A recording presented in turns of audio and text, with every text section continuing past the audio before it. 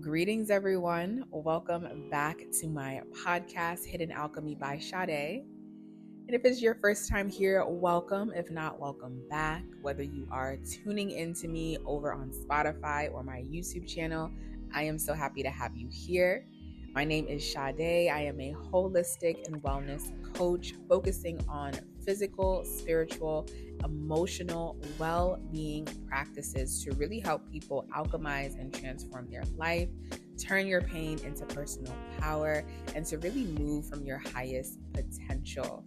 So if you would like to find out more about the work that I do, head over to my website, Hidden Alchemy by Sade, and you can find everything there. Would love to connect. Now let's go ahead and dive into today's podcast episode. And today's episode is really about mentorship, the importance of finding a mentor, and why mentorship is so important. And I will honestly say, I'm like diving headfirst right into the conversation. One of my secret sauces to my life is I always have had mentors. And I've always have had specifically female mentors. And this is something that is very prominent in my astrological chart of most of my guidance in this lifetime will be from women. And that doesn't mean that that's everyone's, but that's something that I've known just from being an astrologer and studying my chart, and what continues to be the reality of just what I attract and what I welcome in. I've always had mentors, and I'm not going to say I've never been afraid to ask for help. That's not true. I've had to learn how to ask more for help and become more vulnerable about things that I might have been ashamed about and finding the right help. But I was always one, especially when it comes to career things, I would say more so.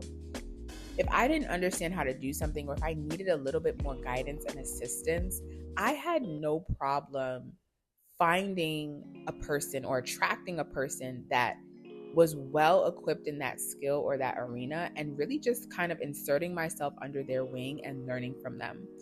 And I've had mentorship where people have taken me in as a mentee, as an actual mentee. And I've had mentorship where it wasn't a conversation about being a mentor or a mentee, but it was a known thing because of consistently showing up, consistently learning, consistently asking questions and being seen and being heard, and just making the person know that I am present, I am aware, and I am actively and happily learning from them.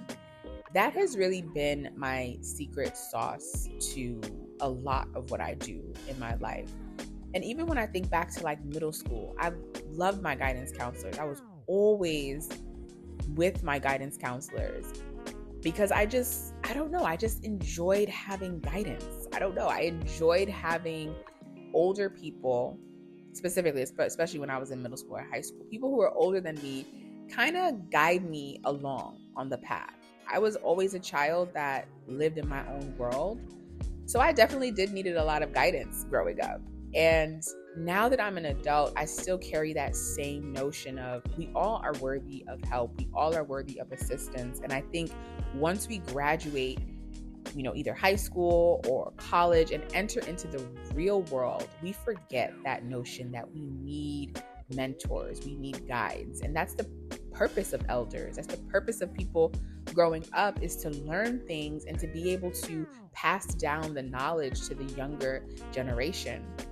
Me being a 90s kid, I definitely was able to experience that communal vibe growing up in New York City, and the neighbors that were elders that knew your parents, they looked after you, they checked in on you. Like, I grew up in that era where you kind of respected your elders. Of course, that comes with its boundaries. Of course, if you're being disrespected or taken advantage of by an elder, at that point, it doesn't matter that they're an elder. It just matters about respect and human rights. But I just came from an era where the notion of respect for the people who have paved the way for you and the people who know more than you was pretty well held. And I don't think that we move like that anymore. And I think that's why a lot more people are having a difficult time because there's a lack of mentorship, there's a lack of guidance, and there's really a lack of even knowing who to go to for help, who to trust, and how to even start that conversation. So these are a few things that have helped me to find the right mentors for myself. And it just depends on what you're looking for. I believe that it's important to have mentorship beyond just your career, right? A mentorship can be something as simple as a therapist, because a therapist is guiding you on your journey as well, probably from a more emotional standpoint. You can have a financial guide or a financial mentor. There's so many layers that you can have mentorship in your life. I know for me, because I also have spiritual practices, I have mentors that guide me in that realm, that are elders who have done this type of work, Reiki, herbalists, people who have done this, doulas, who have been doulas for decades. They guide me in areas where I'm new. So these are the key things that I have looked for in terms of finding a mentor. And one of the first important things is, what do you need help in? Like narrowing down where you feel a little unsatisfied in your life, where you feel a little underdeveloped, where you feel like you need a little bit more guidance, you need a little bit more assistance because you just don't know, right? Or where you feel like you're making the same mistakes over and over again and you don't really know how to pivot and change course in a new direction because you don't know where that direction is. That's the first step, is identifying what is it that you need help and assistance in, and why. Why do you need help and assistance in this way? What does it mean for you? What does it mean to have better assistance in terms of your finances? What does it mean to have better assistance in terms of building a business or sustaining a marriage or having a baby? Why is that important to you? Because identifying what something is and why it's important is going to help you to navigate which mentor can really help you on your track. So really just identifying what exactly is it that you need help in, and why do you need help in this area? Where are you feeling insecure in this area? And what are you trying to learn? What are you trying to learn? That's going to also help to steer you in the right direction. Getting very specific as possible. Next is, notice how you feel around that person who you are considering a mentor. And the reason why this is very important is because in order for you to be guided and led by someone, especially if that person is not your family, someone who you kind of grew up with, you need to feel safe around that person. You need to feel, because if you don't feel safe and you're a little on edge and you're not open to learning, right? The first step is you have to be open to learning from this person. So that person's energy you have to feel safe around them to be guided and to be led. And that takes time to develop. That takes you actually studying that person and interviewing that person. Never be afraid to interview a person who you want to possibly mentor you. I know sometimes when we think of mentors, when we think of elders, we think of, people who are on a pedestal, but that's not the case. Never be afraid to interview a person, and you can interview a person simply by just working with them and being around them. I had a situation where I worked with a woman who wanted to mentor me, but I didn't like her mentorship style. And it took me some time to, I felt it the first time that we worked together, but it took more time of us working together for me to finally say, you know what, this actually isn't the right relationship for me. I respect everything that you've done for yourself. I respect how you like to move for yourself, but I don't really like the way I'm being guided, the way I'm being led. And it just isn't the right relationship. It isn't the right mentorship. It's not what I'm looking for specifically. And that takes time.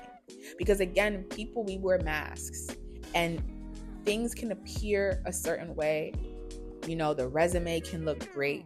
But at the end of the day, in order to be led by someone, you have to feel safe to allow them to lead, which means that you have to take time to get to know them as a person and know how your energy meshes with them, because it might not. And the accolades look great, the accomplishments look great, right? But it still might not be a great fit energetically. And that is very, very important, because you don't want to be led astray. And sometimes when you're not in the right mentorship, just like when you're not in the right relationship, it stunts your growth. It stunts your growth depending on where you're trying to grow and develop in your life. So definitely making sure that this is a person that you feel safe with, you feel comfortable, you feel like you can make mistakes and learn instead of being chastised or judged or ridiculed, because that again can stunt your growth. And that was a situation that I had where it was like, okay, I'm learning, but I'm not really being held the way I want to be held. So I don't really think that this is going to help me to grow, because I'm not feeling safe to grow in this situation. So that's definitely something to look for. And then lastly, because I don't want to overstate things, is love language. Do y'all speak the same language?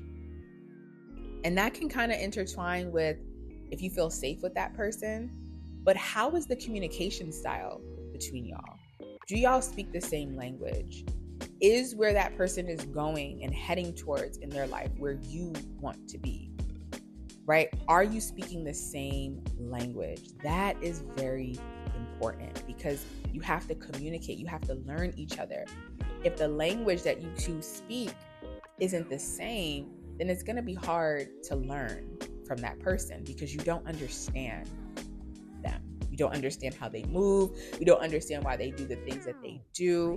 So you have to take time to understand, what is the love language between you two? And I don't mean that literally in a romantic way, but what is the preferred language? And is there similarity between that? Or is there an opportunity for the two languages that might not be the most similar, but is there an opportunity for them to work together and still y'all can learn from each other?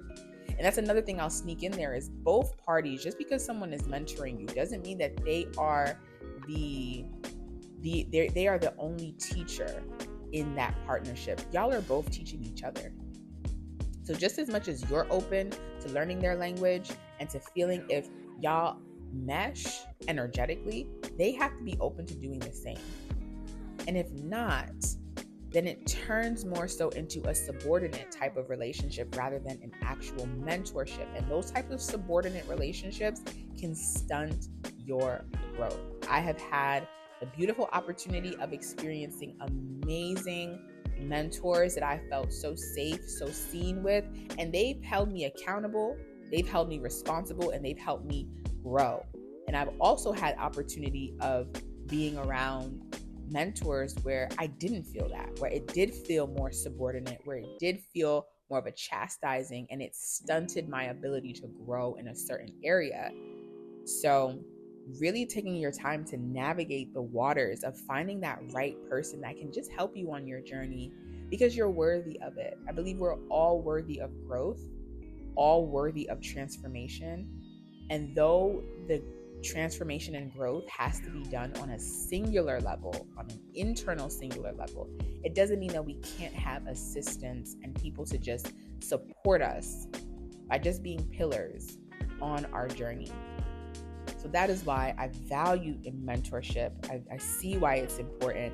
And I just wanted to give these key things that have helped me to find my people, like the right people for me on my journey. And again, a mentor doesn't have to be someone that you ask specifically to be your mentor, but it can be someone that you're studying and you're learning from, and there's things that they are doing that help you.